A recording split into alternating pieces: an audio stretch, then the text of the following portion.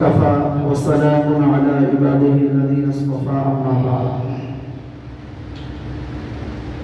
قال الله تبارك وتعالى في كلامه المجيد والفرقان الحميد: فأعوذ بالله من الشيطان الرجيم. بسم الله الرحمن الرحيم. واعتصموا بحبل الله جميعا ولا تفرقوا. صدق الله العظيم. बांग्ला ही जबान क्योंकि यहाँ अक्सरियत बांग्ला जबान के और समझाना इन्हीं को है। आप समझे हुए हैं, मुनासिब यही है कि बांग्ला ही जबान समस्त प्रशंसा से अल्लाह रब्बुल आलमीन যে আল্লাহ রব্বুল আলামিন আমাদেরকে জমিয়তের একটা অনুষ্ঠানে জমিয়তের পতাকায় তলাতে তার ছায়াতে আশ্রয় গ্রহণ করার তৌফিক দান করেছেন।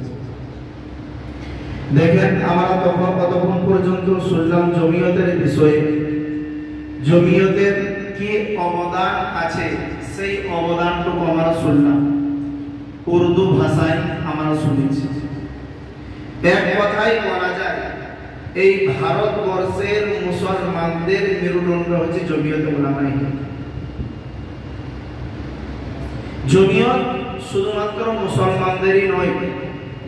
আমাদের ভুল ধারণা যে জমিয়ত শুধুমাত্র মুসলমানদের নয়, বরঞ্চ এই জমিয়ত সর্বপ্রথম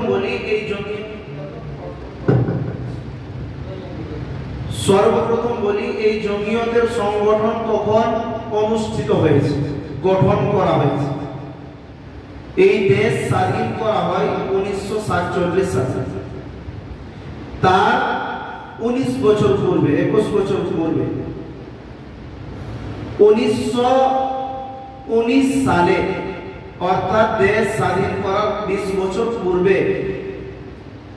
20-এরও বেশি, তখনকার এই জমিয়ত সংগঠন হয়। এই জমিয়তের উদ্দেশ্য কি? এই জমিয়তের উদ্দেশ্য হয় ভারতবর্ষে সকল নাগরিক, সব ধরনের মানুষ, সব জাতির মানুষ,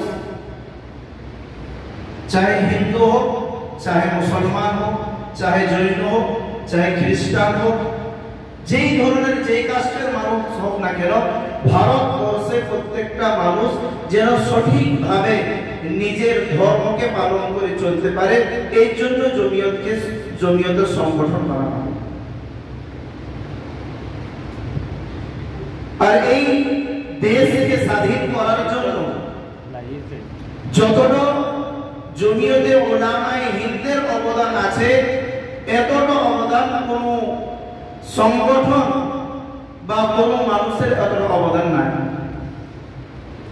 কারণ এই যে আমাদের কাছে স্বাধীন দেশের যে আমাদের কাছে নায়করা আছেন, জওহরলাল নেহরু হোক, গান্ধীজি হোক, নেতাজি সুভাষচন্দ্র বসু হোক, ইনাদের ইতিহাস পড়বেন তো ইনাদেরকে যে আগে বাড়ানে वाला ছিল সেটা হচ্ছে উলামায়ে কেরামরা ছিল। তো এই জমিয়তের মিশন